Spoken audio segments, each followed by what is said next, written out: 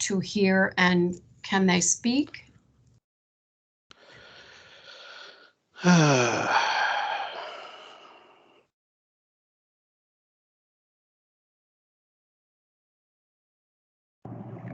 Can you hear me now? Yes. This on a Teams meeting? It is, It's yes, a Teams meeting. yes. Okay. So we need to get into that email. Has that number. 1 second. Is it that one or the conference ID? It's a Teams meeting, right? Yes. Where's the email? It's right there. 112. Okay, this video conference ID. All right. 112. 023 700 6.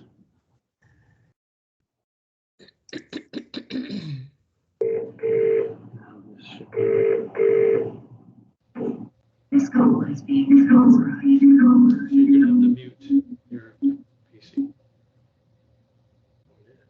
Is there? You guys will have to mute your PCs, your speakers. Oh, I'm not logged into the meeting. I'm not either. Are we good to go, Dan? Your speaker. Because it You picks should up be good above to go. here, and then we'll get all that feedback. Yeah, I think that should do it. Oh, I put out the wrong thing there. Okay, there we go. Can they hear you?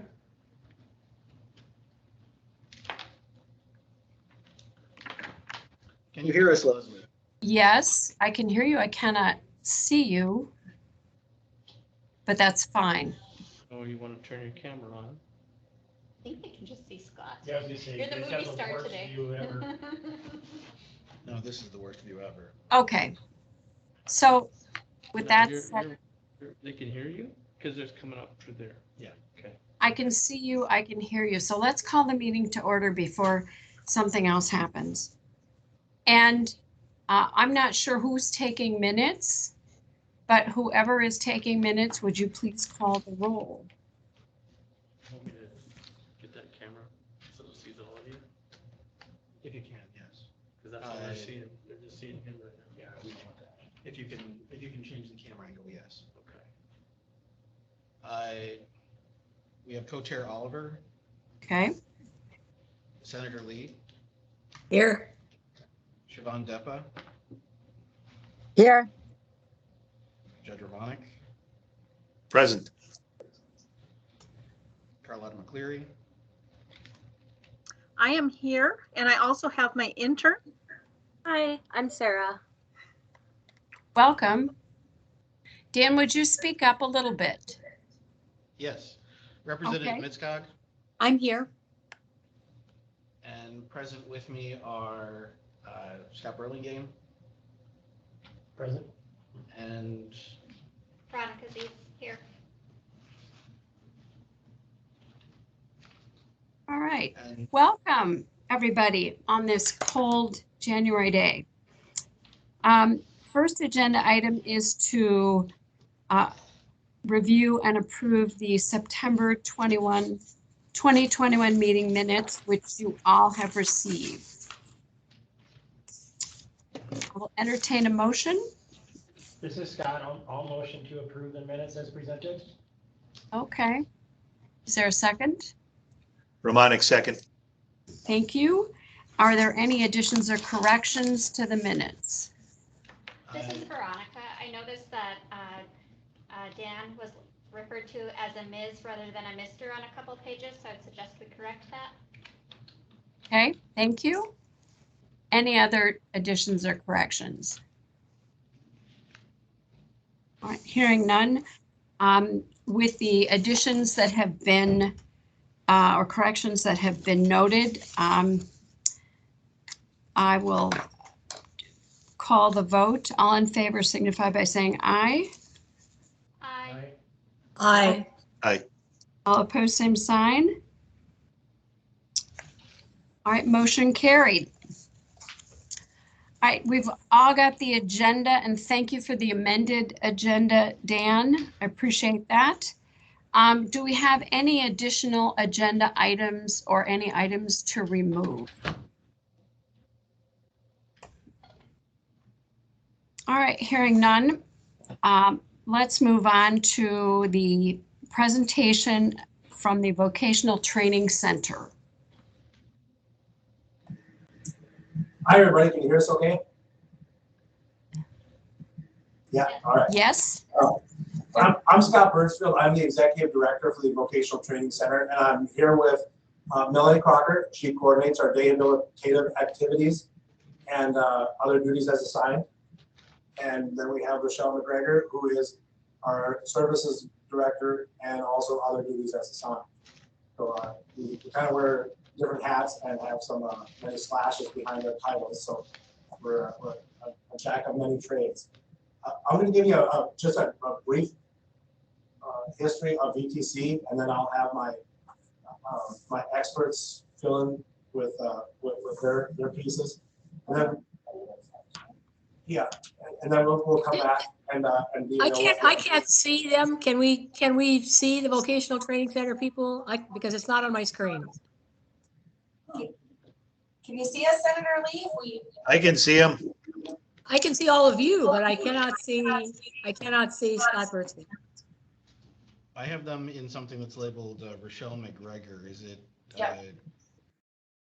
Is that where everyone else? Well, there you are. You don't look like Rochelle. Rochelle is more than you do, Scott. Hi, Judy. Thank you. And we're gonna, as soon as I get rolling a little bit more, we're gonna play a slideshow for you while we talk, just so you have an idea of why we do what we do and some of the impact that we do have.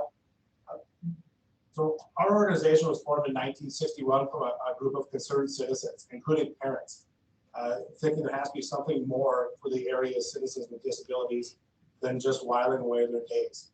They, as a result of their efforts and their ideas, one of the state's first day support facilities was formed with the sole intent of providing meaningful work activities and vocational training for individuals with disabilities.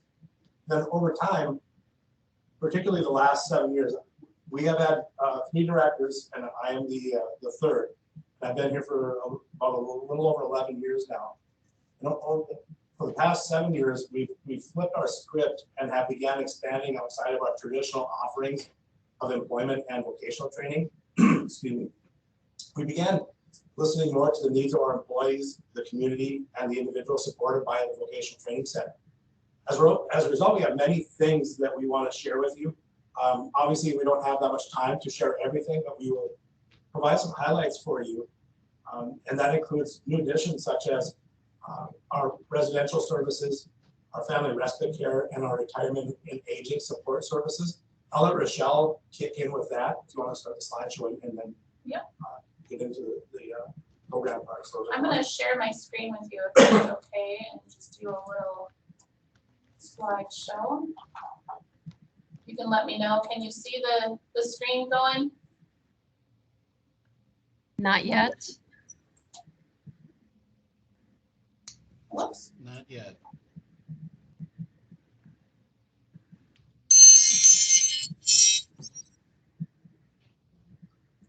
I'll keep talking while she's doing this. We were originally hoping to be there in person. We feel we have a better impact, and you get to see our pretty faces if we're there in person much more clearly. With the roads and the conditions that came in overnight, the accidents and ditch debris and cars all over the place, we chose to do this by video. So I apologize because we do really prefer to be in person and have you. It feels more impactful, more interactive now. Okay, can you see the video now? Yes. Okay, perfect. Would you So like this to is- expand your screen? Do you think you could make it bigger? Like full screen there. Okay, there you go. Thank you. Perfect. So I'm just going to let that run as we talk a little bit. So this is Rochelle, and we do provide a wide variety of services at VTC. We currently do day habilitation services. We have 3 locations that we provide those services at, and each location is tailored to a different kind of niche of people. So we have one location that supports more of those active, job-ready individuals. We have one location that is supporting a little bit of a higher need and maybe those straight out of school. And our newest location is actually supporting our aging population and those that have DD and also dementia. So our staff there are trained on the DD through the state of North Dakota, and they also receive go through a training for dementia. We provide pre-book services in 2 of our locations. We also provide supportive employment, independent employment throughout the community of Fargo, West Fargo. For a year now, we have been doing family support services with our in-home support. That's been a new program for us that has been growing, not quite as fast as we had hoped, and due to some workforce type things that Scott can mention later. But in November of just this past year, we started our ResHab program. We had our very first people move into apartments. And those are the services that we currently provide. I know a lot of agencies throughout the state of North Dakota provide similar type programming or services, but I think we are unique in the type of programming that we provide within those services. As we look forward to the future, we do hope to move into some services within the 1915I license, and also to get the aging service license going also. So, yeah. Yeah, and then for the individuals supported by our organization, we have chosen to pursue more innovative and creative approaches to how we deliver those services and programming that Rochelle was talking about. For example, we now incorporate relationship classes, animal and music therapy sessions. We have an internship program which we match individuals with disabilities to jobs in demand in the community.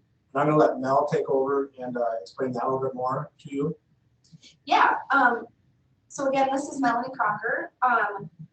So I'll visit a little bit about our Create Internship program. So we take people really from all walks of life, and they apply for the internship. They attend a 4-week learning sessions, and within those 4 weeks, that includes site visits, tours, mock interviews, skill assessments, and then once they're done with that 4-week training, they have an opportunity to attend a 120-hour paid internship.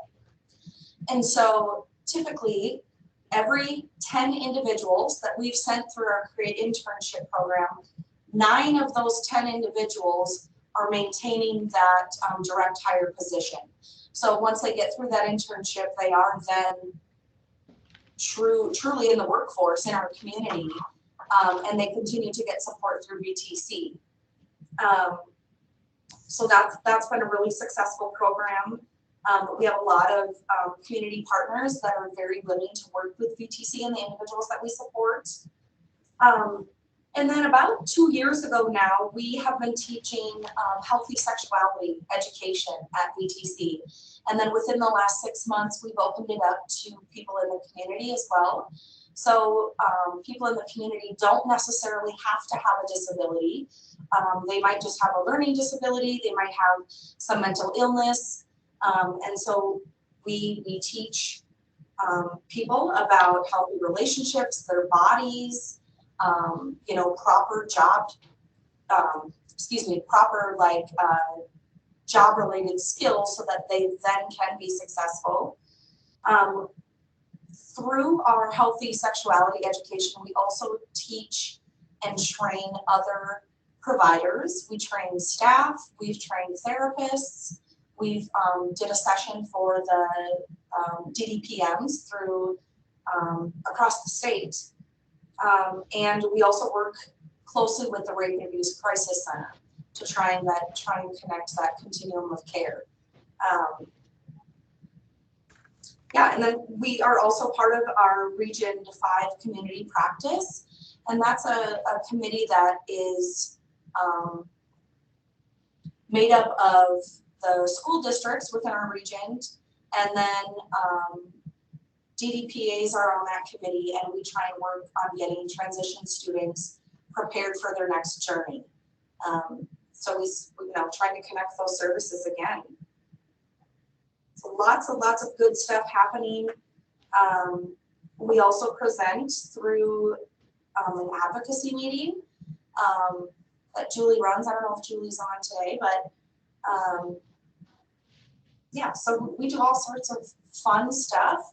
We try to get creative, get our individuals involved. They absolutely love our programming, and when they can't come to VTC, they're very sad. And so with Rochelle, the programs she met, or the services she mentioned may not be unique to other providers around the state, but our approach and how we use some of that elbow grease and throwing spitballing against the wall to see what we can do and do better. And we realize that we're still a nonprofit. We can't be that for-profit industry, with for-profit wages and all of that. So we believe we pay a living wage, have good benefits, but we also focus on our culture. And to strengthen the culture of VTC, we have been very deliberate in our approach to include our employees as well as supporting individuals in the decision-making process and the organizational our organizational governance. For example, our employees have had full involvement and responsibility in building our employee manual. They've also helped build our very diverse competitive benefits package. They're also instrumental in recreating our mission, vision, and organizational values and goals. So it's not just the administration sitting on the mountaintop and saying this is how it's going to be. We really do try to take that grassroots approach and involve everybody to set our culture, to set our tempo, and to set our direction for the future. Another item to note is that our employees have been extremely helpful and persuasive in creating what we call the roadmap to success. And out of that is coming a peer mentoring program.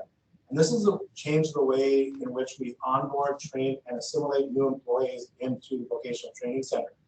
It's a very extensive endeavor that heavily invests on new and existing employees. And it's anything from reaching out to that person that has accepted the position and saying, hey, I'm so-and-so, I'm gonna meet with you on this first day, and here's what we're gonna do, here's what you can expect, and I'm gonna help to walk you through and navigate your life for the next 18 months while you get module certified and become that credentialed DST. So we really have taken a different approach. We have committed ourselves to doing that. Even in those instances where the short staff, we want to rush to get people on the floor, we have decided as a group, as an organization, to stay that course and be methodical in our approach to trying to get those employees as successful as we possibly can. So as you can see, we do provide a wide array of services. I like to think we're a little special, but that's for you to decide, not us. But the way we have grown over the past few years, I think we're doing something pretty right. We have gone in 2015 from serving 84 or so total individuals with disabilities to now we're approaching that 200 mark, where we had 30 to 40 employees. We're now at 138. So we're doing something right. We have and new locations and new buildings and stuff like that. So people that come in, they check us out, and they realize that we're trying to do something bigger. We provide all kinds of choices for people, and that's what's really about is those choices that we can afford to provide for the individuals with disabilities. And we do that by fostering an environment that's both physically and emotionally safe, where our individuals can have freedom of choice, that encouragement to grow and socialize and feel more connected to their community and their peers. And while I'd love to tell you that everything is sunshine and roses, I'd be fooling you and fooling myself. We are, as a state provider network, we're still spinning with the results of the statewide implementation of the new payment system in 2018. There are incredible pieces to that have simplified things, but it also unfortunately ushered in some policy and some regulatory processes that have been incredibly difficult and time consuming. Sometimes that even detracts away from our DSPs being able to actively support the individuals that they're serving. We have a number of people that must watch their activity allocations so they don't go over a specified amount. For example, if you have somebody that's working 40 hours a week in our services and or attending 40 hours a week, and they get 5 hours of dedicated time by the team to spend in rehabilitation services, we must ensure that that individual does not exceed that time. And we've had some pretty emotional people because they want to get into activities, but they've exceeded their time. So unfortunately, we either have to prevent them from doing so, or we do not get reimbursed for the time that they're in. Even though we're providing that service, we still would not get paid because we're in a different time allocation. We are definitely also caught in that unfortunate workforce crisis vacuum. It seems like we, just like every other industry, are in perpetual hiring mode. And while we have previously enjoyed turnover much lower than the state average in our organization, as we grow and expand, it's becoming more and more difficult to recruit into this field. Imagine being a direct support professional, knowing that you're showing up every day, you're giving it, you're passionate, you're dedicated, and down the street you can go to the burger joint, make $2 more an hour, and the burger flipper comes without all the fun of being hit, kicked, bit, pooped on. So that's hard for some of the people in our field to swallow, and it is creating a little bit more of that churning of the waters, as well as the availability or lack of availability of workers out there. But I bring that up because of the effect that has on the individuals, because they are dependent on us as their lifeline. We are those community providers. We are that team, that conduit for them to remain out in institution. Because of the crisis we find ourselves in, there's more providers that are refusing referrals, that are discharging, that are dropping certain services because there's simply not enough staff to provide the proper supports for the individuals in our hospices. And I could go on all day, and believe me, I rarely miss a chance to do so. Senator Lee can attest to that. She got a big smile on her face right now because she knows.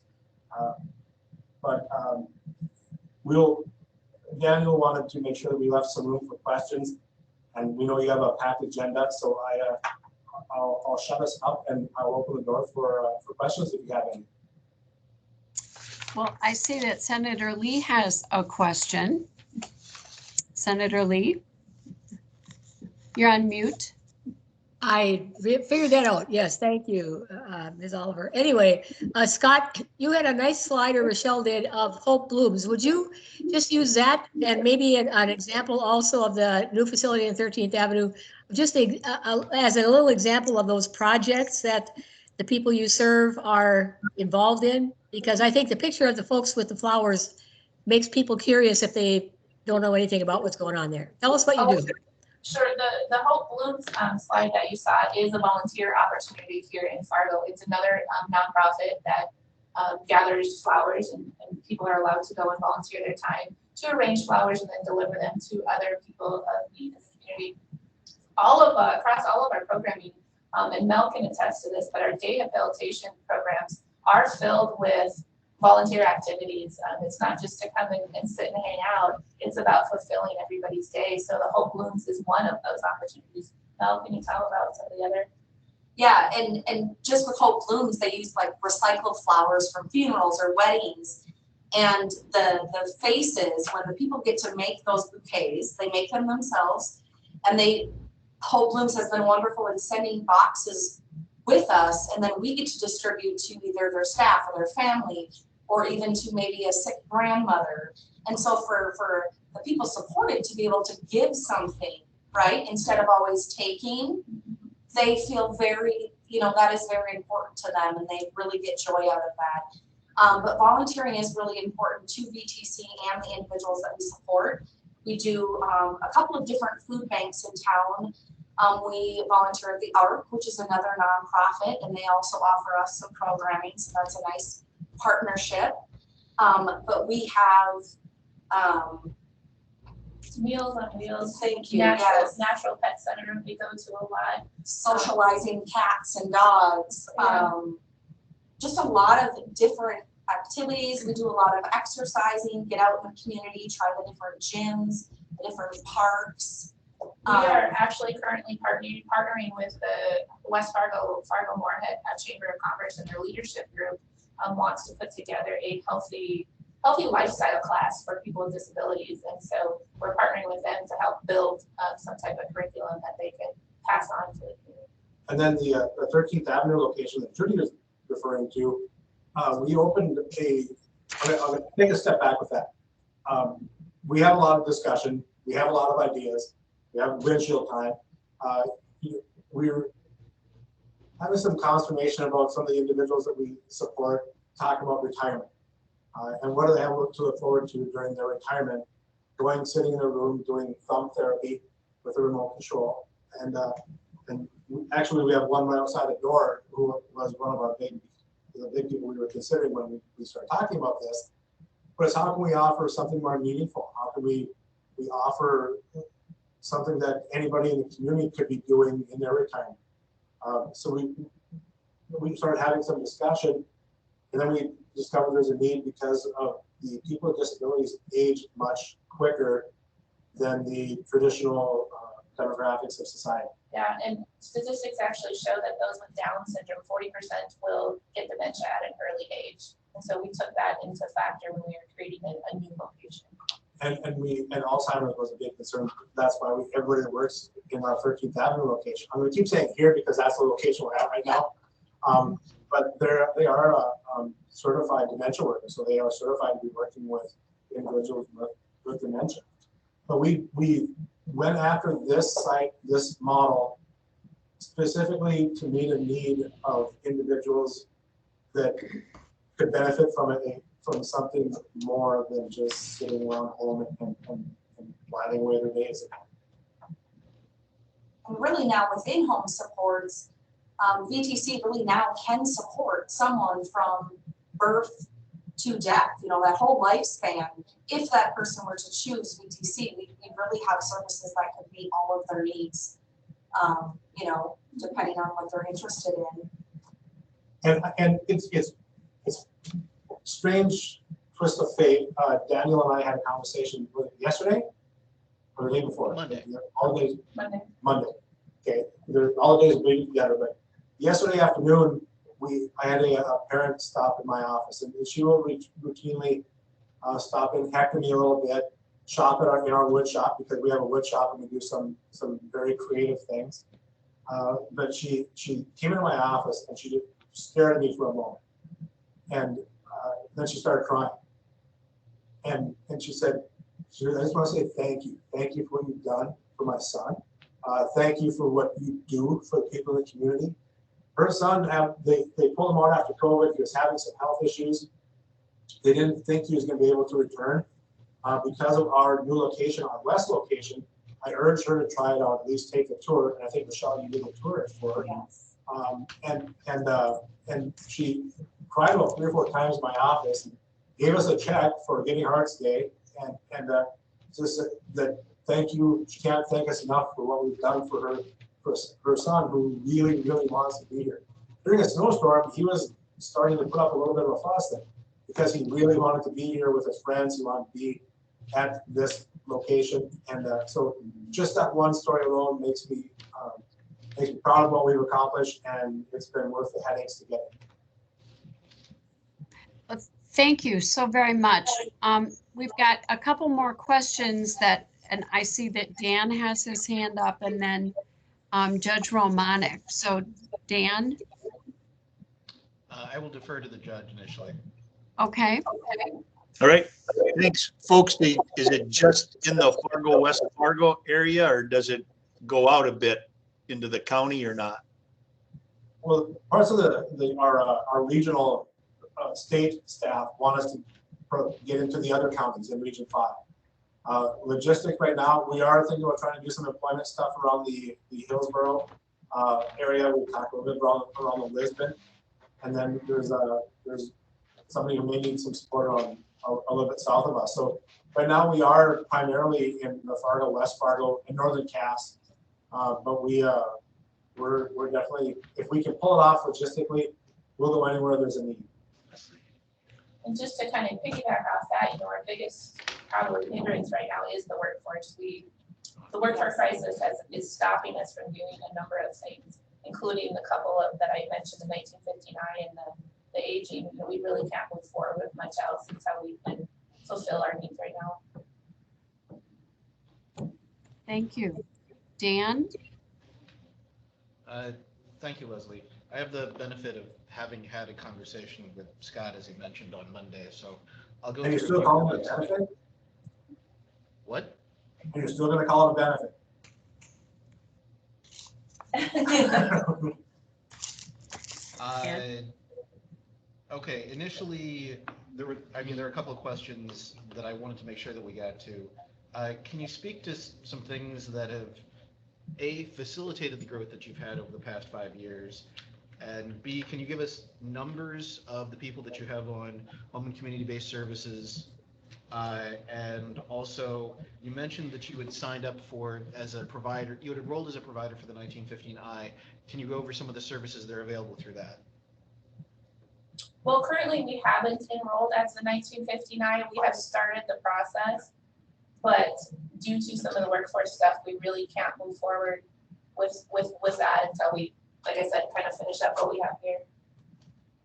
And then the other part is in 2010 when I started, through 2014 we had very little growth, and it was we were right around that $2.2 million budget. We had about 28 to 32 staff persons. We were serving 48 people, and then some growth opportunities we have participated in. We doubled up. We merged with DWAC, the Southeast North Dakota area program. They were competing with providers, so we entered into agreement and we took on that the individuals that were being supported there. So we essentially doubled in size, which grew our program to right around 85 people, and that was in 2014, 2015. So that took us to one level, and then since 2015, 2016, when we opened up another location, an old bakery here, we really took off. That was a catalyst for us, but when we started offering some of the things that we were and the activities that we were involved with, more people started coming. So they have to be referred to our program through THERAP. They take the tour, they tour other places as well, and they have to choose us. We don't say you're going to come with us. They choose where they want to be. So we started growing with that. We started doing more activities because of the interest. And then we opened up the third location, and now with residential, and we've grown from that small number to serving close to 200 individuals in our program. And our budget is right around the $8 million mark now. So we're in a relatively short amount of time, in the last 7 years, we have really taken off. We went to a more of a zero deniability philosophy, that if there's somebody out there that needs services, we're going to take them.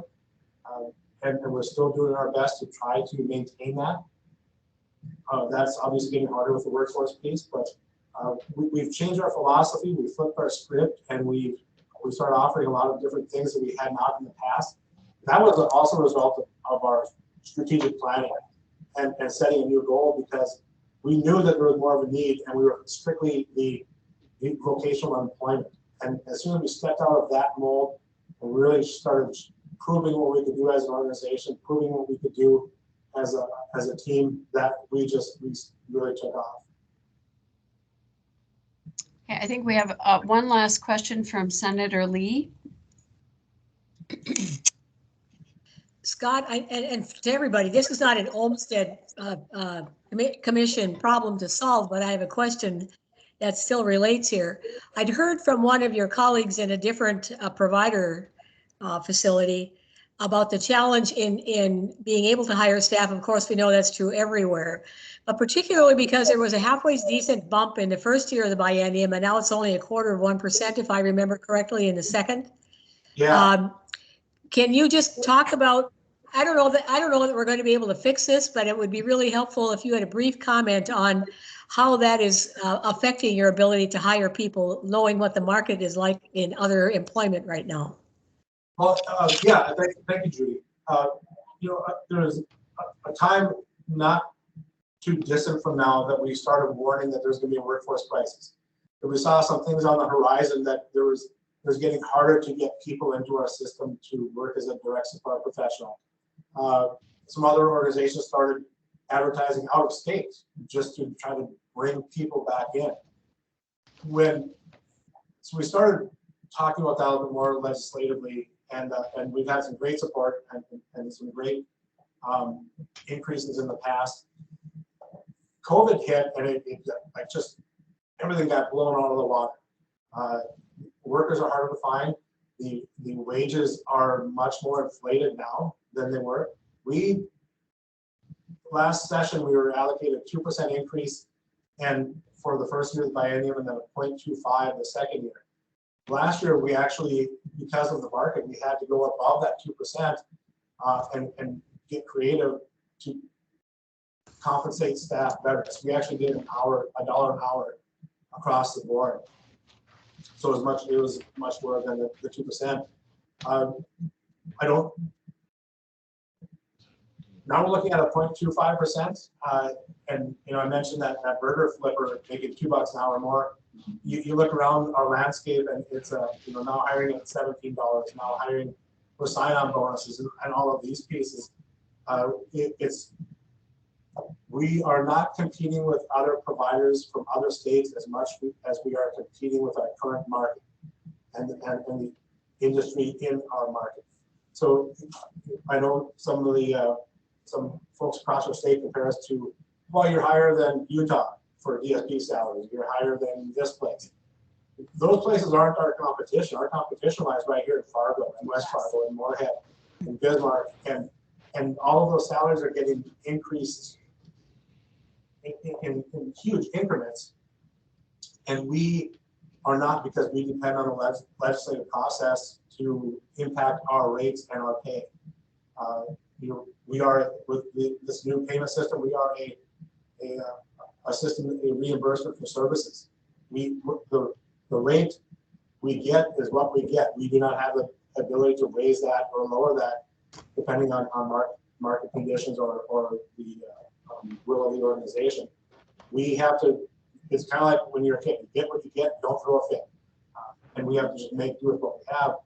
This next year with a 0.25 increase, a quarter of 1%, when you have DSPs, again, they're getting bloodied and pooped on and keyed and brutalized. And that's excuse my language, but it's kind of a kick in the ass. It's hard for them to swallow, and thank God we have some few of the passionate, compassionate, dedicated, mission-driven DSPs that we do, but we're not fully staffed either. And those types of people are getting harder and harder to find. And the people supported really, really deserve to have qualified, trained staff working with them. And that consistency makes a difference. So if there's a livable wage, we're more likely to retain staff. And then in return, we'll see the people supported goals being reached, being able to put them back into the community, into the workforce. So it's really just a full circle. And the people supported absolutely love being a part of what we call our VTC family. So thank you all very much for your time today. Well, thank you. It sounds like you have a wonderful, wonderful program in Fargo and West Fargo, and certainly wish you luck expanding into Region 5. Scott, Rochelle, Melanie, you've been great. I think we've answered all our questions. No, Dan has got his hand up literally. Do you have a quick question, Dan? Yes.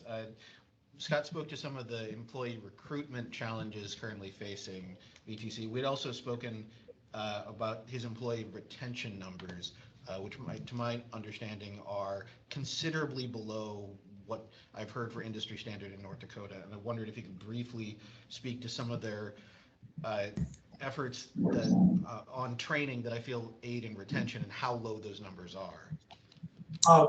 Yeah, there's I think there's a few different pieces that attribute to this. Our numbers have typically, until, and I hate using that word all the time, but until COVID, we're very low.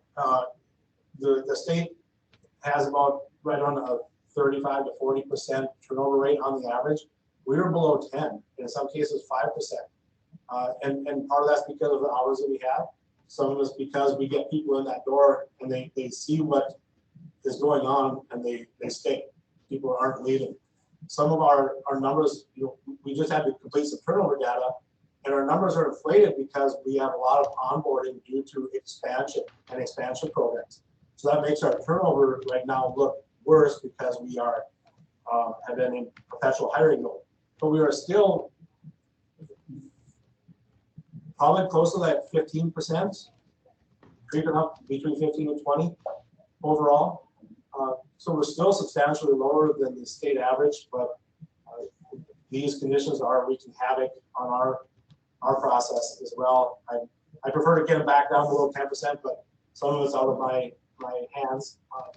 But it really is, I think, with our investment in the people that we employ, in those recruiting pieces, when we do get them in the door and we take them through that roadmap to success, they meet with everybody and they go through a comprehensive training.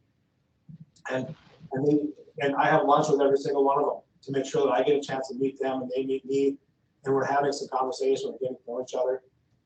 If I could give an example, we had a DSP that came to work with us that had worked for several other agencies in the region for many, many years. And after going through our orientation and our training process, looked at us and said, I've been working in the field for 15 years and nobody ever taught me that. So they're getting new and better information than they've gotten elsewhere. One thing else that VTC does, I worked for a different provider before I came to VTC, and one thing that VTC does differently is when Scott says that he involves the individual supported and the direct support professionals, he truly means that. We have several different committees. Each committee has a different focus, of course, but every committee has a direct support professional or several direct support professionals on those committees, and their voice matters. Their opinion and their experiences matter.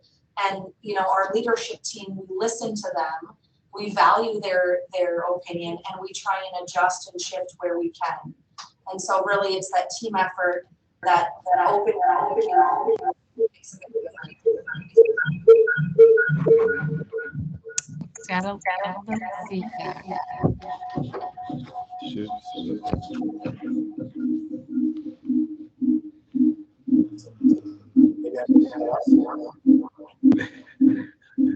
How do I get out of here? Dan, are we having technical difficulties on your end? In the room, say. There we go. I think we got it. And I know, when Daniel and I, when we spoke on Monday, we were talking about some of those things that we encountered. I mentioned some of those regulatory processes. And we had a little discussion on that because it's kind of one of those unknowns, and we didn't know when this whole thing was starting. So we have our DSPs now are having to do much more time tracking, data entry, make sure that people are in the right category for paying. They're taking on more and more of an administrative burden, as well as the administrators are. When I speak to administrative burden, it's not just us in this room, it's throughout the entire organization. Because when you have that DSP who's now spending up to 15% of their time rather than that active support,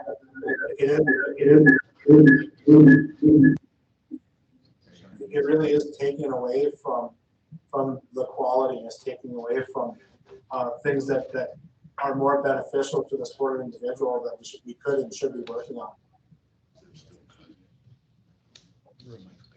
Well, thank you again very much for your presentation. I think we could have you fill the whole 2 hours of our meeting. I will if you want me to. You're Daniel welcome has, to stay. I'm sorry, Daniel and Judy, they both have our information. If anybody has more questions or wants more information, please don't hesitate to ask. Thank you very much. And you're welcome to stay and listen to the rest of our meeting if you like, or whatever else you might have planned for this afternoon. But thank you very much for the information and your presentation.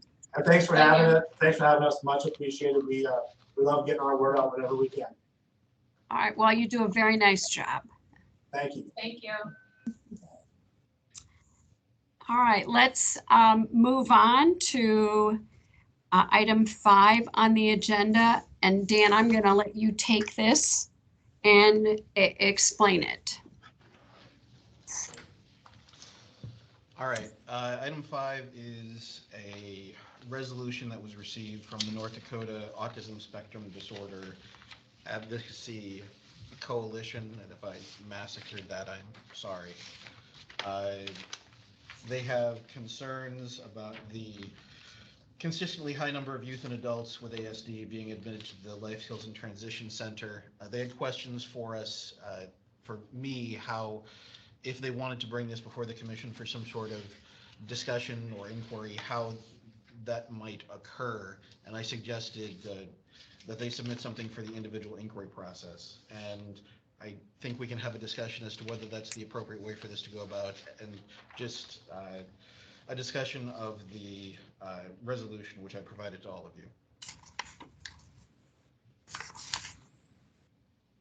So did the, if I might, did the Autism Spectrum Disorder Advocacy Coalition fill out the form and submit it to you? What they did was submit the written document that you received. And I mean, we have a sort of a policy or a process on this. Did you or any of the staff do any individual inquiry?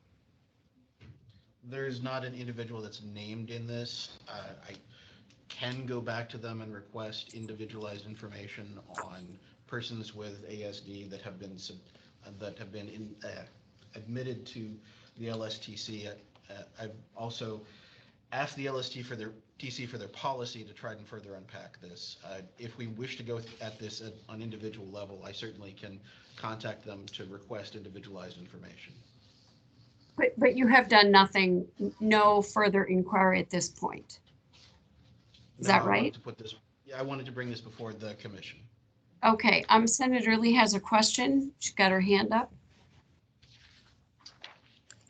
I think it would be appropriate before making a decision about this, because I think the Olmstead level inquiry is something that should be handled, or that should be put in place if the step below that in the ladder is not working, is not satisfactory. And there's interim work going on right now that's really significant between the waiver and the voucher, which is the ultimate goal is way better for the individuals who are going to be served. But for those of the members of the Olmstead Commission who are not familiar with that, the least I would respectfully request is that we might have somebody from DHS come to explain what we did with the legislation, because we had a waiting list on one side and we had open slots on the other. And part of the deal was that there were people who didn't want to apply for Medicaid. And if they don't, then we are restricted to a smaller number of people, because there's no federal match if it has to be all general fund. And so there are some things that are being changed with the input of the folks of the advocates that are involved. But I think it would be really important for the members of the commission to understand what the moving parts are right now that are being already worked on. Part of it was changed in statute, but the evolution of it is just taking a little bit of time to do. And so I would like to suggest that we hear from them in our next meeting, so that we can have the background on both sides, rather than starting out with an official inquiry before we've got some background there too. And then if there's more that's needed, then that's the time to think about it. This is an ongoing discussion, and there are people who do not understand.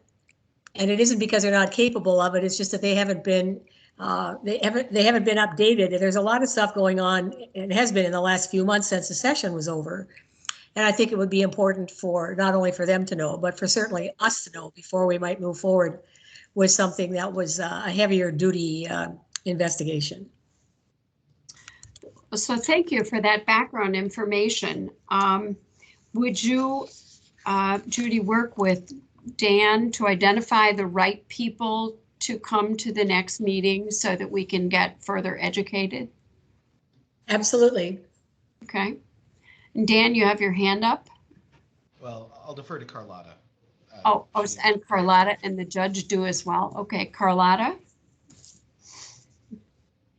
So I'm also wondering if not only the ASD voucher and ASD waiver, but looking at people that are going into Life Skills and Transition Center, those folks would probably have been on a DD waiver, and maybe taking a look at, how are those needs being met in the community prior to going over to the Life Skills and Transition Center might be something to look at. Okay, Dan, do you have that? I actually requested some information on their procedures from LSTC and asked the superintendent if they would be available to present anything on that at this meeting, and they indicated that neither they nor their staff were available to attend the meeting. But they have agreed to appear in April, so we can start the conversations with the senator, myself, and them prior to that. Okay. Judge Romanic, you have a question? Yeah, I was just kind of follow along with what the senator said. And we have someone from DHS come. Can we then say, well, we'd like the ASD association to send somebody to give us a general idea of what their issue is or their problem is. And then we'd hear from, I'm a judge, I like to hear from both sides, and not just have one there. So, and then, we get a grasp on it, and then we can kind of decide what do we want to try and do or facilitate happening. Does that make any sense? Yes. It does. Okay. That makes good sense. And Senator Lee, your hand is up again. Yes, because no, it's supposed to be up. I had an additional comment. I certainly don't object to having the Life Skills and Transition Center present information. I think that's a good idea, and Dan has already stepped into some of that. They have a new administrator. The one who was there for many years has retired, and there's a new person there. That doesn't mean that that person isn't totally up to speed. I'm just saying that there has been a change in staffing. But the Life Skills and Transition Center, I grew up in Grafton. I absolutely understand the history of that facility. So anyway, at this point, it's intended to be a safety net kind of place. I can't recall being told recently, and that means in the last few years, about anybody who was permanently sent to the LSTC. They'll be able to tell us for sure. But there are times when there's a behavioral outburst in a residential facility for individuals with disabilities, or in a family, and that individual has to be removed from that setting where he's going to be dangerous to himself or others. And it's a place where they have really skilled folks who can work with them to help them in managing their behaviors and come down again, with the idea that they're going to be going back again to be in a residential facility. And in fact, those homes that were the doctor's family homes when I lived in Grafton are now group homes, residential settings, separate from the old buildings, which are primarily empty, actually, the big ones, that are used the same as any other facility that would be in any community in North Dakota that's a residential setting. And it has a unique federal designation of being the only facility which has residential group homes in an institutional setting. And the reason is because that's where they're located. So those homes that used to be the doctor's homes are now group homes. But there are some folks who really need to have some additional control, and people with really high levels of skills to assist them in managing their behaviors in order to not be dangerous to themselves or others. So I think that's something that we need to understand, that it's not intended to be a long-term residential facility for anybody. You know, it was a terribly disruptive thing for the people who were moved out of there. It wasn't that it was a bad thing to do, but the people who had lived there all of their lives and then moved into a community which did not have supports. The state did not, that's before my time even, but the state did not have the supports that were needed in order to provide care for individuals who were accustomed to living in that institutional setting. And so we do a way better job in North Dakota than we had. And we can continue to do better, certainly. But I think it's important to know that people are not being shipped off arbitrarily for long-term stays at the life skills and transition centers. But until we have even additional money and in place to provide additional money for staffing for the group homes, which are residential facilities, they have to have more attendants hired in order to work with some of these individuals, because it can't be one staff member per even 2 or 3 residents in a facility that has 8 residents. Sometimes they need 2 persons for each of those individuals who may have some serious aggressive behaviors. And until there's enough money to reimburse facilities for the kinds of care that is given and the possibility to recruit workers, this is hard work. And so that is part of the challenge with this whole thing. We have an obligation as a state to care for these people and to make sure they have the best lives possible. But it is not possible without all kinds of additional staff people to be able to serve them in an individual residential setting, just because of the disabilities that they have and the behaviors that are incurred. So it's a complex thing. We all want the best for all of our neighbors, but some of them are really hard to achieve. And so we continue to work towards that goal, and we're not there entirely yet, but it isn't fair to say that a whole bunch of people are being shipped off for permanent residency at the Life Skills and Transition Center. Madam Chair? Thank you. Yes? This is Veronica. During the special session, P&A provided some testimony on LSTC transitions. So I did pull together some data. So obviously it hasn't been updated in a couple months, but over the past few years, the total census has been pretty well consistent. At the end of 2020, about 48% had actually been there over 4 years. I realize these people are sometimes extremely hard to serve in the community, but I'm with Senator Lee. This is a safety net. So if we need to think about connecting different parties and helping things work more appropriately so people can be served in the community, I think it'd be worth investigating. Thank you. Thank you, Veronica. And Carlotta has her hand up. Thank you. You know, in line of what Senator Lee was talking about too, I think that the waiver and having a look at, you know, how we're weighting that waiver for those additional supports that an individual might need in the community, I think I would like to hear about that.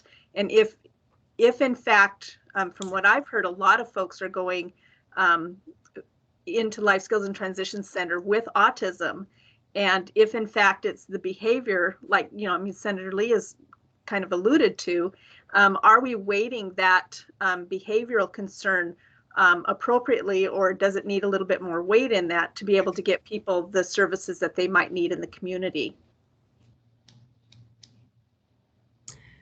Oh, okay, so if I can summarize, we appreciate the request from the coalition, and at our next meeting, Dan, you're going to request input from DHS related to the DD waiver and the voucher, the waiver and the voucher that Senator Lee was talking about, input from the coalition itself, and perhaps a group or someone from the Life Skills and Transition Center to speak to the concerns.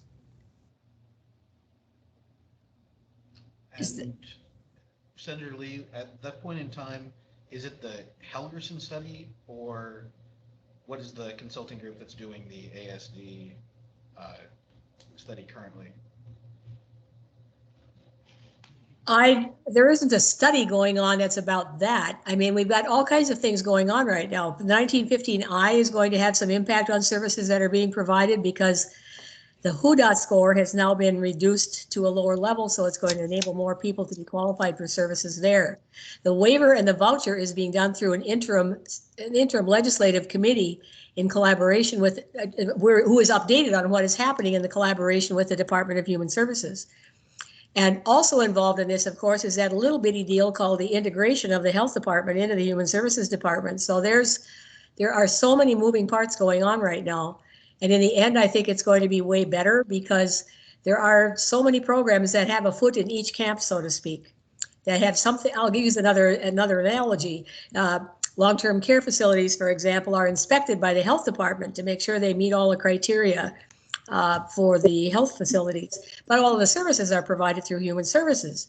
So with this integration of the departments, which is taking a tremendous amount of effort, as you can imagine, with at least 2,500 employees, probably more, it's going to mean that there will be an opportunity for better communication between the various components who are providing care. And isn't that what we want to do? But it's just messy in the middle. And it's going to be better than having the two remain separate. It just takes a little while to get everybody, they're holding hands, but they're not married yet. You know, that's kind of the way to look at it.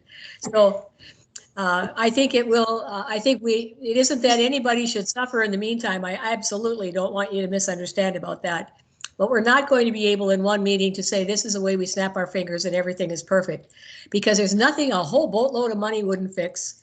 And we don't have a whole boatload of money to do just this. So we're going to have to look at what it's going to take and how anybody is going to be able to advocate in the next legislative session for further appropriations for things like the staffing we talked about. That's critical. All right. Thank you. Dean, do you have enough direction that you can move forward so that there could be a presentation at our next meeting? LSCC is lined up. I believe that there are individuals from the Advocacy Coalition on this call that will be relatively easy to arrange. And I will talk to DHS proper and see who would be the proper voices for discussion of the DD waiver and also the ASD waiver and voucher. I believe both of those would be within Tina Bay's division, but I'll get some clarification on that. And no, they are dull. So we can chat later. Perhaps coordinate with Senator Lee and with Carlotta for additional input. Okay. Representative Mitzcock has her hand up too, Leslie. And I can't see who else has. Representative Mitzcock has her hand up too. Mitzcock, please. Thank you, Leslie. Question. Thank you, Senator Lee. I just want to add, this is something that we do need to keep on our agenda and our radar. We do, I think the previous session, legislative session, we saw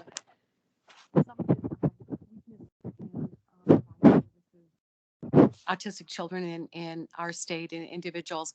And I know firsthand down in my area, I've had a conversation recently with a constituent who has a 19-year-old son, that there were no options. He's very high functioning, but he's now residing in one of the group homes through Red River Human Services. And because he's autistic, they didn't have any other options for him. And so I just want to make sure that at the community level that we are doing as much as possible for these individuals. And the 1915I is another area that, you know, we put a lot of emphasis on that. And I want to make sure that we're moving in that direction. And I know the last Human Service Interim Committee, Senator Lee, I spoke to Senator Hogan as well regarding this, the 1915I, just to make sure that we're getting as many providers enrolled.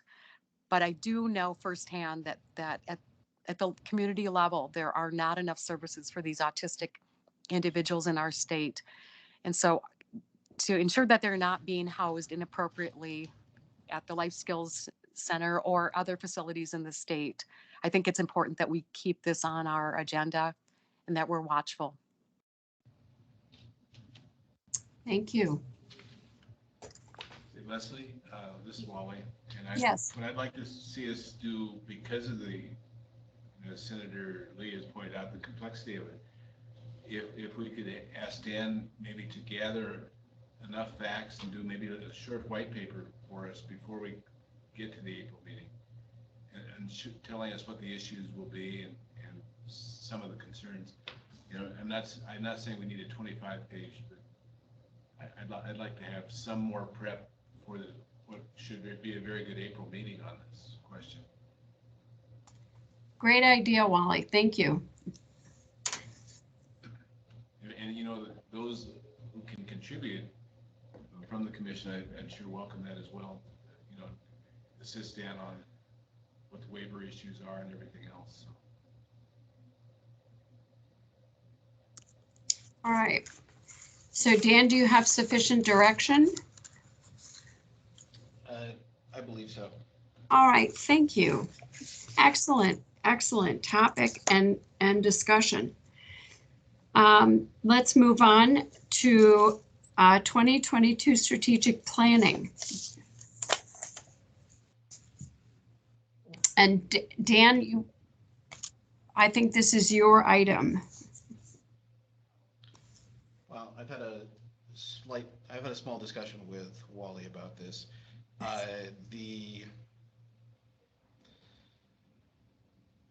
In going out into the community, I typically get asked at some point in the conversation, what is the Olmstead Commission? What does it do, and what do you do? And that's not always a conversation that has a really crisp answer. And I think at the 2-year point, it sort of behooves us to circle back around and look at those questions and, you know, sort of clarify for ourselves internally how we would like to answer them. What is the Olmstead Commission? What does it do?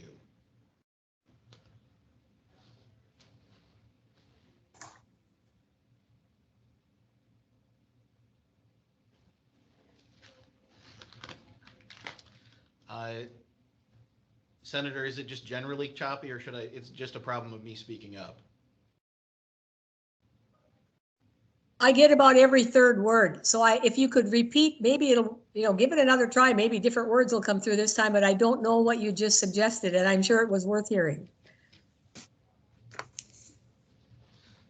We have our doubts on that, but does this work at all, or is this just going to create havoc?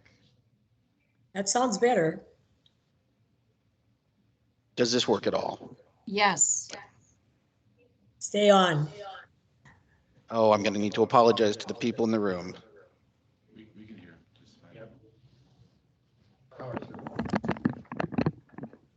Well, does speaking at a higher volume make things better? Yes. Okay. In terms of public work that I've done on behalf of the Olmstead Commission, I get asked typically awareness questions. What is the Olmstead Commission? And as a part of that, what does it do? And at the 2-year mark in our history of this revised Olmstead Commission, I think it would be appropriate and useful to have a discussion as to our common understanding of the answers to those questions, to ensure that we have a common understanding of the answers to those questions, so that as we proceed forward, it's with sort of a unity of mind and clarity of purpose.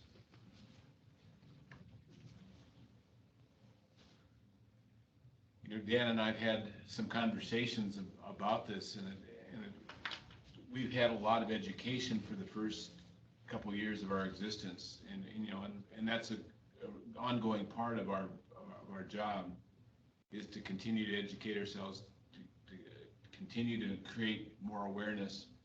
But we're also learning that we're not an enforcement body in And the question, nor are we a judicial body, nor can we rule on things. So each of us have different ideas of what this could be. I look at it to some extent as being responsible to the governor, being responsible to the legislature to point out concerns that we have to policymakers that can do something about it. But that may not be everybody's understanding of what the Olmstead Commission is. And I said, you know, from our standpoint as a commission, if we all were replaced tomorrow, or any one of us were replaced on this, we should be able to hand off saying, here's what we do, and here's how we can do it well. And I think we need to get across that threshold, so to speak. You know, when somebody comes to the front door of the Olmstead Commission, where do we take them? You know, and where's their exit? You know, so just even this question with the Life Skills Transition Center, what can we do about it? I mean, so what is our process and what is our procedure? And I'd like to see us get to where we know exactly what that is. And I think that's kind of what you're alluding to, Dan, too, isn't it? So I see that as part of our aegis right now, and this part of our place, so that we can effectively go forward and be comfortable and know, every one of us knowing what that process and procedure should be, and what we can, and what expectations we can hold out to the general public when they hear of the Olmstead Commission. And there's an awful lot of networking things that we can do. There's an awful lot of work between organizations for the common good. And what is our place in doing that too? So, and maybe some of the rest of you have thoughts and ideas in respect to what you'd like to see our strategic planning entail. Well, Wally, if I might, you really are someone I consider to be a strategic planning guru. How do you think we should approach this question?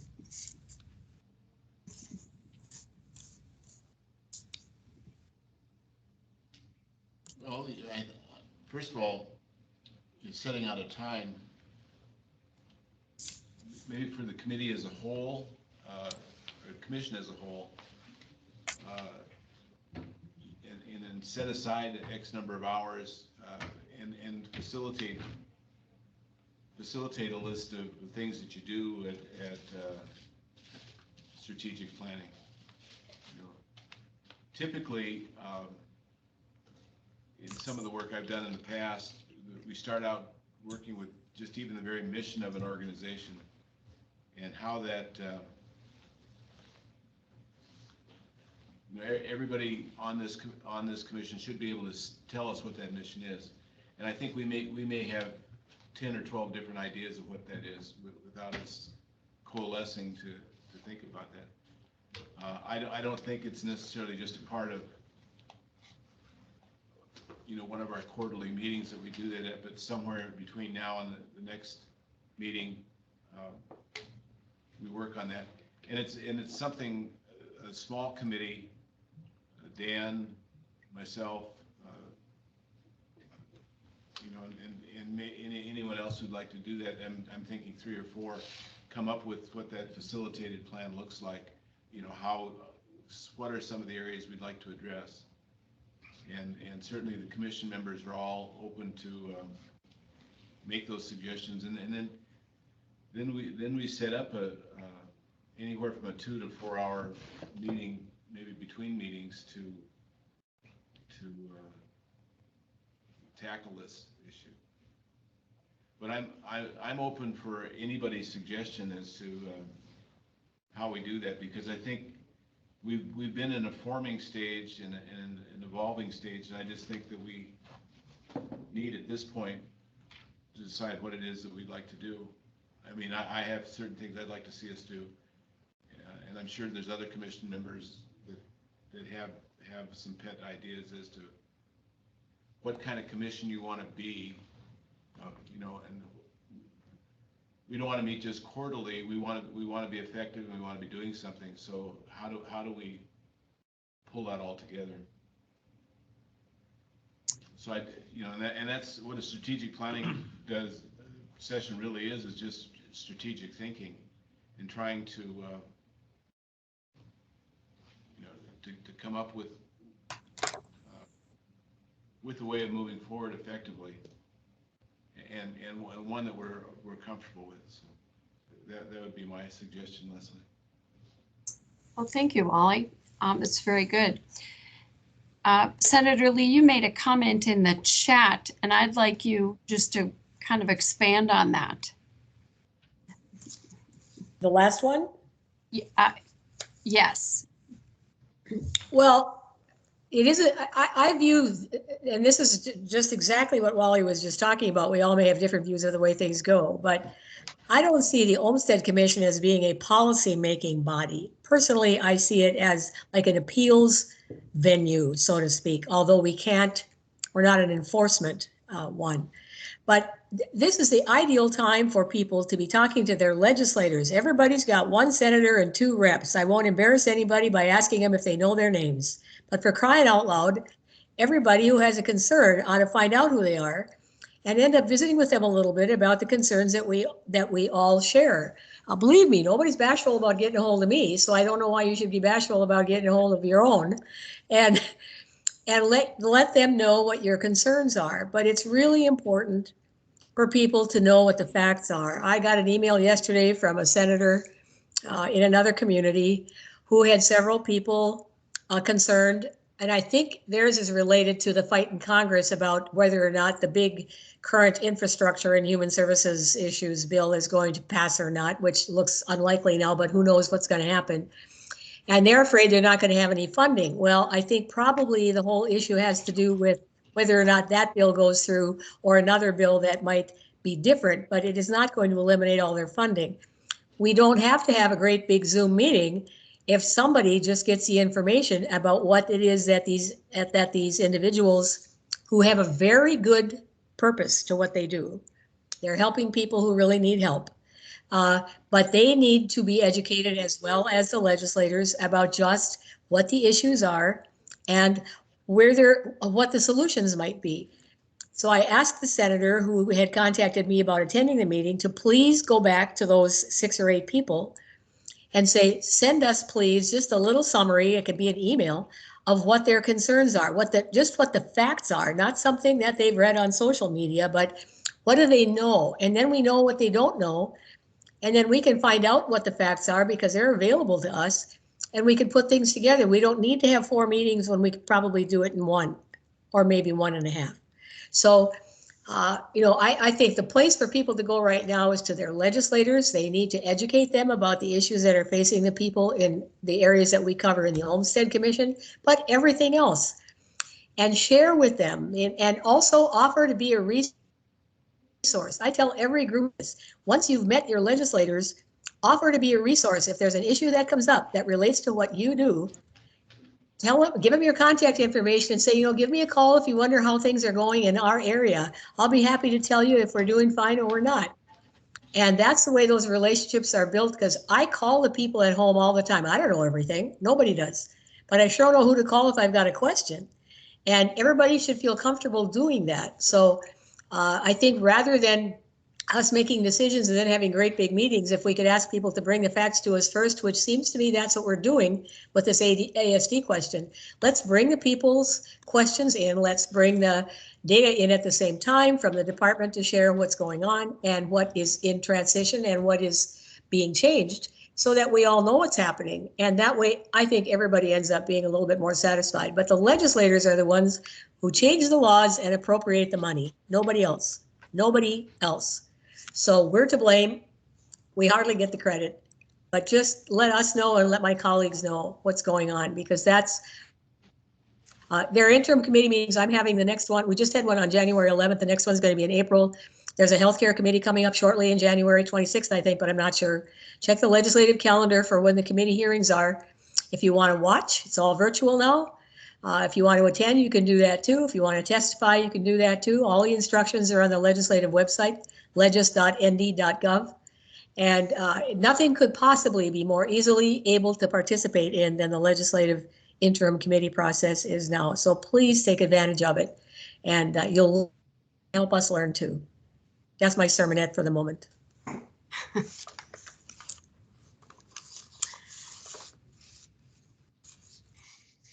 So Wally, based on what we just heard from Senator Lee, would you like to put together a small group and look at strategic planning? You and Dan and a few other members? Chairperson Oliver, this is Veronica. I would volunteer to help with that. And I agree, like, in order for this to be kind of a productive sized committee that can get something put together for the full committee to examine, it should be smaller, but that doesn't mean people that aren't on the committee couldn't provide some ideas and thoughts as far as what they think we should be doing or what kind of action work we have, in mind. All right. Wally, do you want to reach out to people? Do you want volunteers? What do you think? I'd be glad to see the volunteers that we would have. And I tend to agree that a small committee that would then bring back to the commission itself the ideas that we come up with for that planning. Okay. I don't want to say the small committee would do all the strategic planning for the committee, but just coming up with a process for the whole commission. And then we can decide, do we want to do a series of Zoom meetings, where we bite off chunks of what we're doing? I mean, whether it's an hour meeting here or there, or as the senator is saying, we could have one large meeting of the commission. But I'd feel more comfortable if a small group would create what that planning session would look like. Yep. All right, and Judge Romanek, you have your hand up. Are you volunteering? I am not. Can you hear me okay? Yes. Yes. Okay, I got kicked off once, so I'm just making sure everything's working again. I just wanted to say, I mean, I totally agree with the senator that the legislature does things and we need to go to them and deal with the legislature. I have a different view for the Olmstead Commission in that we're appointed to be that group that might say, this isn't working. Make that report. Legislature can do what they want with it. The problem you're going to see is, nobody likes the feds to come in, but if they do and they see this committee said X, Y, Z, the commission, that might carry weight. So I mean, that's why we're created. We're created to try and make sure that a watchdog, so to speak. We're not a judicial commission. I get that. We're not an enforcement commission, but in my past, Off he went again. if you write something and send it to somebody at the state, that becomes formalized and that becomes something that needs to be addressed. So I'm just saying we need in the strategic planning is to come up with, when we decide and vote and say, okay, this is a problem, we're not sure how to fix it, but it is a problem, whether it's more money, more assets, which might not be there, but it has to be a discussion. That's going to have an impact, I think, and I could be totally off the rails here, but that's how I view it. And I got a lot of fish in the fire right now, so I don't know that I can be on a strategic planning commission. So if it's needed, call me. But if not, my hand was raised to make comments. Thank you. All right, thank you. Do we have anybody else who's going to volunteer? Hi, this is Scott. Yes, Scott Burlingame. I would absolutely volunteer and be excited about it. I don't know how many fish I have in a fire, but I will still do it. I like that expression and I'm going to use it now. But the other thing I would say with this too is kind of building off of what has already been said. Daylight is an amazing disinfectant. And sometimes with a committee like this, being able to get together and talk about issues can sometimes work them out. Sometimes people that have issues can get the correct information, and other times when we find out systemic problems exist, we can at least publicly name it. And I think there's a lot of value in that. So I'd absolutely volunteer to be on your committee, Wally, and look forward to seeing how this all comes about. Thank you. That's good. All right, so we have a committee of 4. Or a subcommittee of 4, Wally, Dan, Veronica, and Scott. Any other volunteers? Do we need a motion, do you think, Mr. Co-Chair? You know, I don't think so. As chairpersons, we can appoint the committee, and I think that, and the fact that they volunteered seems to work. All right, thank you. Look forward to your report. Our next item on the agenda is the 2022 goals. And in light of the time, we have another, 33 minutes left and quite an agenda. So Dan, should we adjust any of the agenda items? Well, the DOJ settlement plan, I sent out an email on. I had hoped to have Nancy Nicholas Meyer speak to that. Unfortunately, the finalized numbers for their first annual report are not publicly available. They're off to the DOJ. Right. And so I spoke to her again recently, and she's re-invited back for the April meeting. Okay.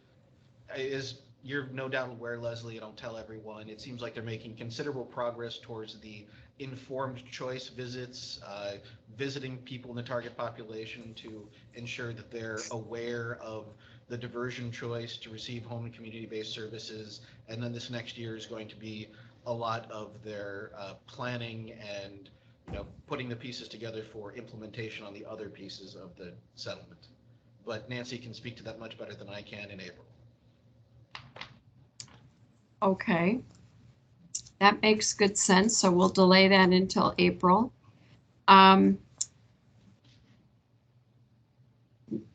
The fall 2021, I guess, review of the special legislative session.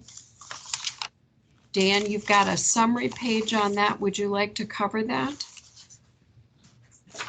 Certainly, just let me tab over to that. And if anybody on the call wants to supplement my understanding, feel free.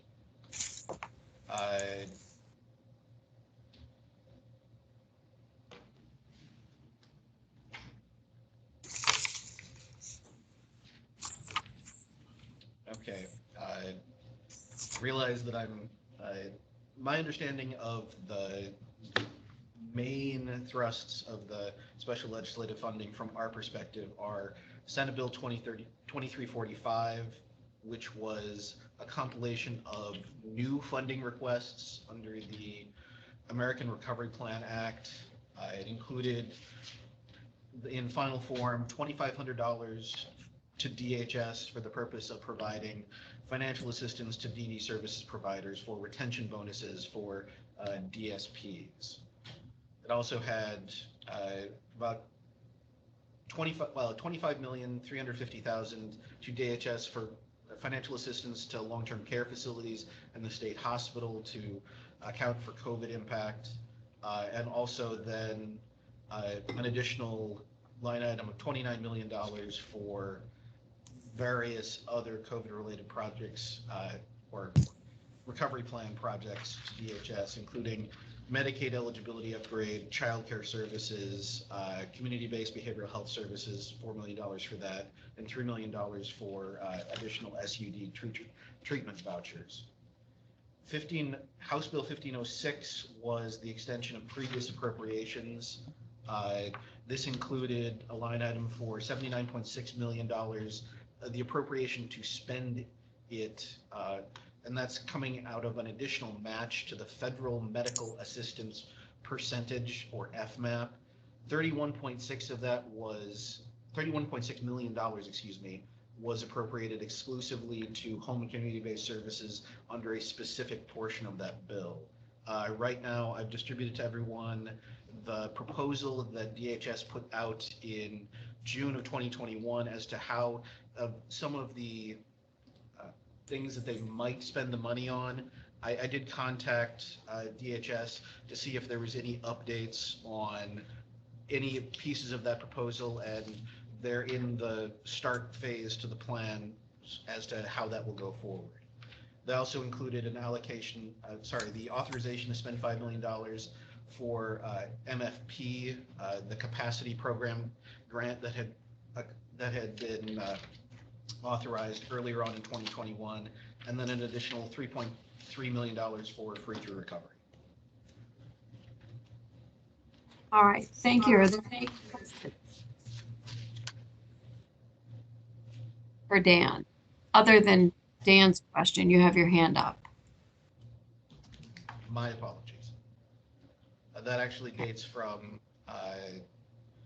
the previous discussion on the whatchamacallit, strategic planning, and it was actually a question to the senator if she could further unpack her view of the committee as an appeals venue, because I was very interested in that concept, but I'll contact her directly after the meeting. Okay, well, thank you for the report on this special session. And let's move on to the coordinator's report.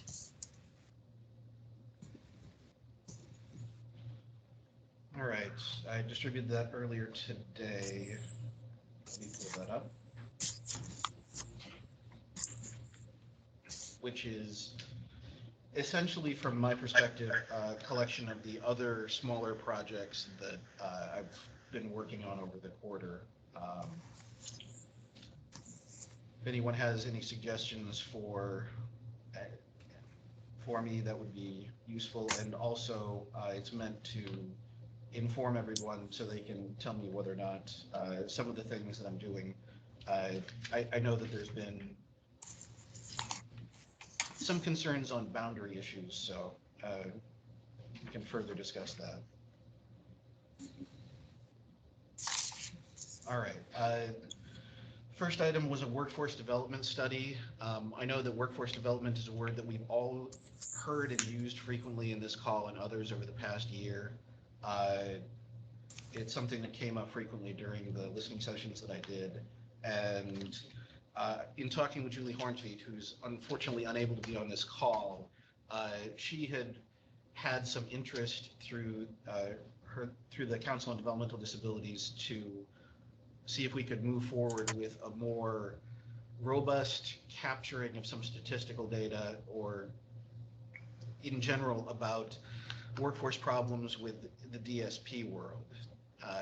And so I'm currently talking to, I mentioned this to Aging Services in the DD division, but I'm talking to the Bureau of Evaluation and Research Services at UND to see if they can assist us with going and answering some workforce questions.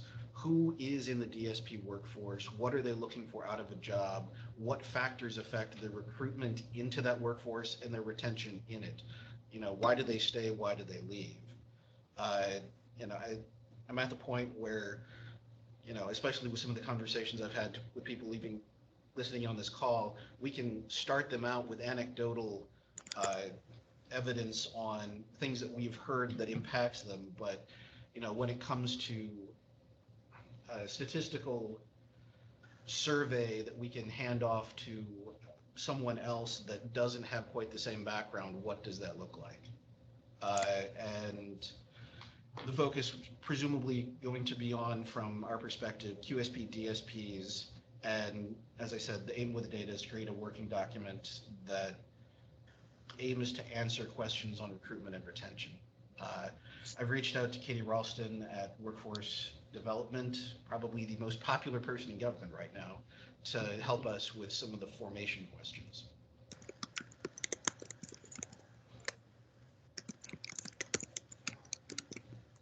And Bruce. Oh, hi. Hi, Dan and Olmstead Commission. I just typed in the comments that we'd like to invite you to present on that to our board meeting in February. That would either be to our Community Development Committee on February 8th or to our board on February 9th, Tuesday, Wednesday. So it's Tuesday afternoon, Wednesday morning. And we have a form that we have used to gather data. Be happy to share with you. And I can share results too. Participation in our data gathering ebbs and wanes and, well, anyway, I'm sorry. But we've typically gotten enough that if we can't get an actual head count of how many people are in and out, we can do a pretty good statistical analysis. And we are doing an actual head count right now under a special funding opportunity from the department of the actual head count of DSPs with our members. So that's going to be a new piece of information we haven't updated for probably 6 years. That would be great. I understand from from contacts with the DD division that they're also aiming to apply the NCI data to this, but my understanding is that won't appear until 2023. So if we can try to put something together and have that hopefully before the legislative session, I think that would be useful. And I know that through contacts with aging services that as part of the DOJ settlement and some MFP efforts, Rebecca Quinn at UND is in charge of a QSP training effort.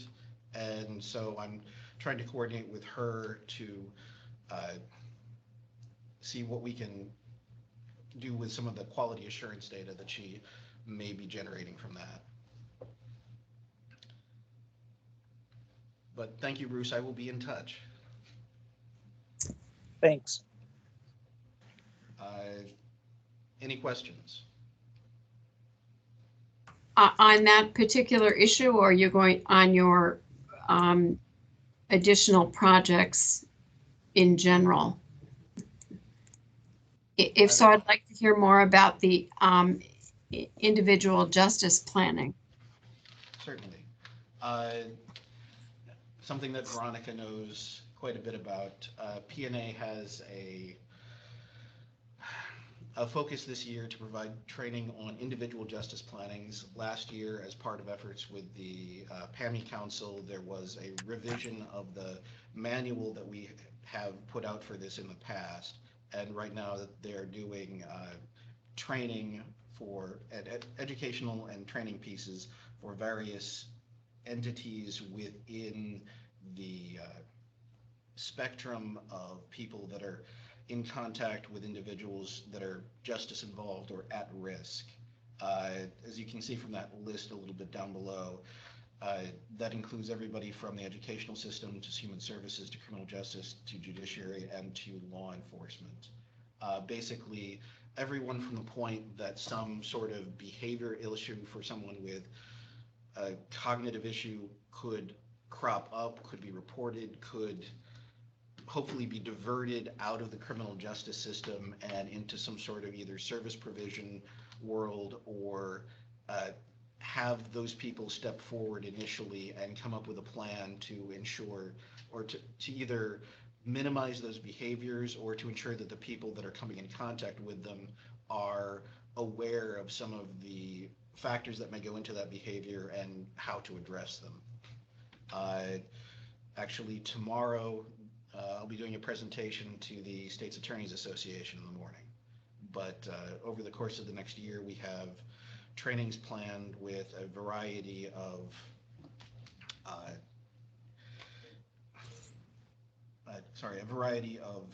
organizations. There's actually, in the educational system, we're trying to do one with I think that's the Conference of Educational Leaders. I've contacted Pathfinder and Family Voices, and Beth, I need to get back to you on when we want to do that. So I owe you an email.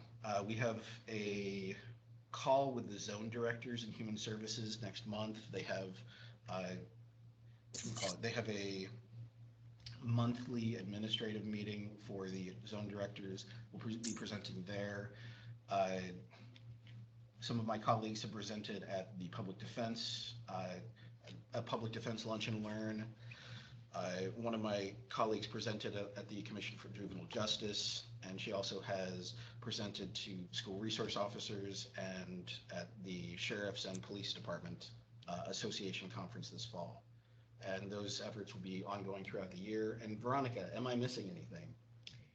Not really. We just thought this would be a good opportunity for the Olmstead Commission to have a presence with some different stakeholders and partners. Also, there's, you know, people with disabilities are overly represented in the criminal justice system. So I think it's something that is good for us to be informed about. And hopefully, Dan, you can share that with us as people share anecdotes or stories with you. Agreed. Thank you. Okay. Well, Dan, it looks like you've been busy and moving in the right direction. Yeah. Thank you. And actually, the last item there, DSP and QSP certification efforts through career and technical education. I did have a call, talk about this on my call with Scott. Senator, you'll be happy to know that they were very interested in trying to be a local partner to try and replicate some of the efforts that went on, that are currently going on out in Dickinson. Scott was not aware of that, and so hopefully through some outreach efforts, there will be some coordination between the local education authorities and the local providers to provide hopefully an additional stream of certified workforce into the people that need it.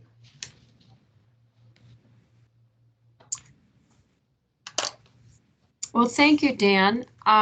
We've got about 15 minutes left, and I want to leave some time for public comment. So you've got under item 10, possible meeting topics for April, the April meeting. Would you review those, please? Certainly. I've been speaking with Julie Hornsfeet, and we've been coordinating with a series of calls and informational exchanges with other states' DD councils and some of those states that have a formal Olmstead organization to see what the interrelationship is and how we can better work together. Tomorrow, unfortunately, during my state's attorney presentation, Julie has a call scheduled with North Carolina, but we're also hoping to speak to Minnesota and a couple of other states on that. And we're hoping by April to have a walkthrough ready of how that relationship works in other states.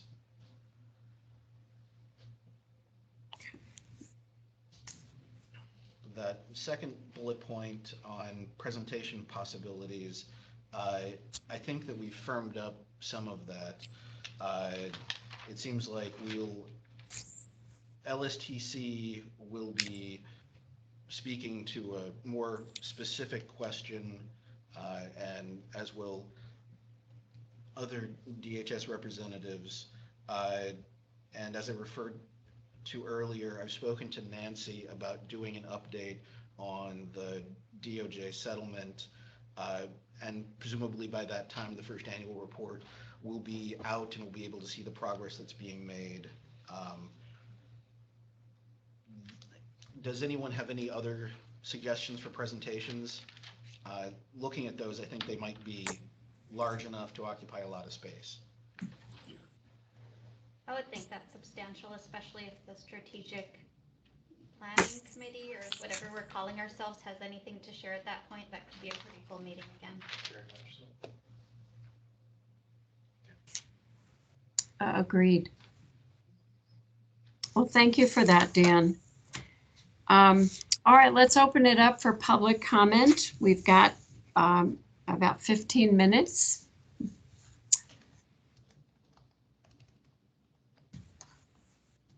Or comments from members.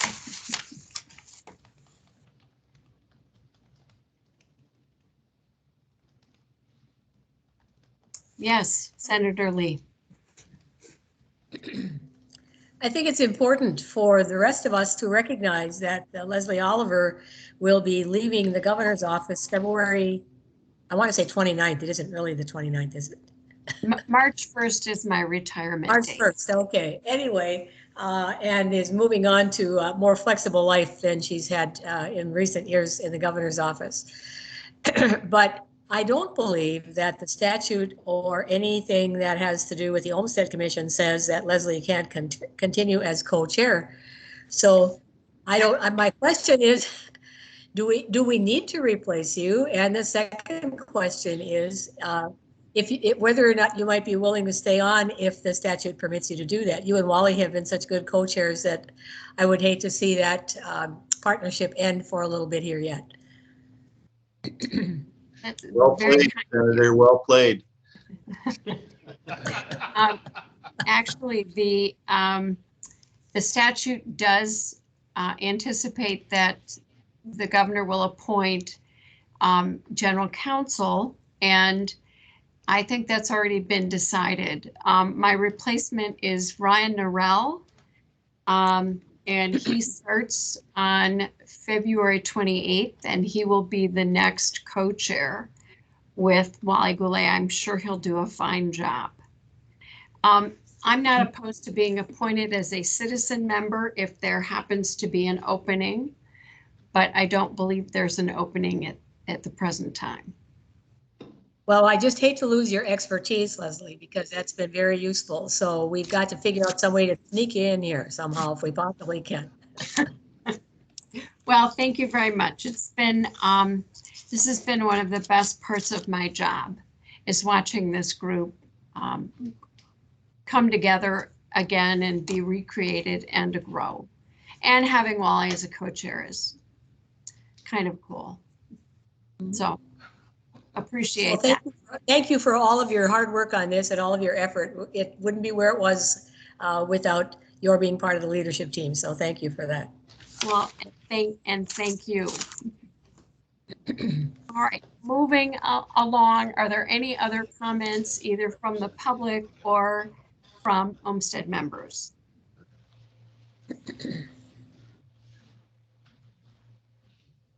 And hearing none, Dan, you have your agenda items for the next meeting or the interim.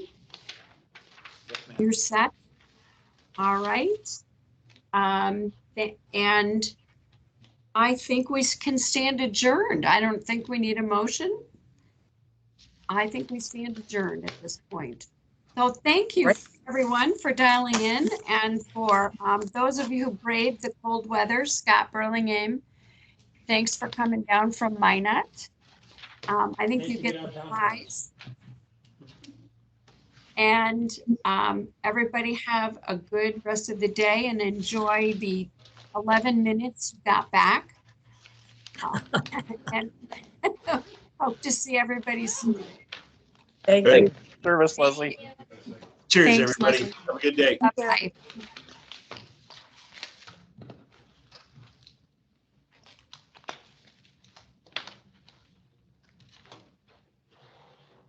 Thanks for attending, Nathan.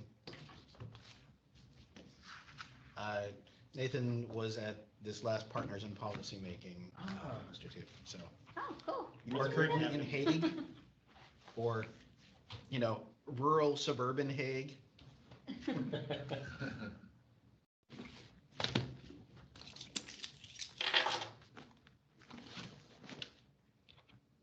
And Sarah, if you had any concerns over what was voiced over the, whatchamacallit, the training program, please contact me. I am trying to raise awareness of it and have people contact Able to see if they can try and duplicate it.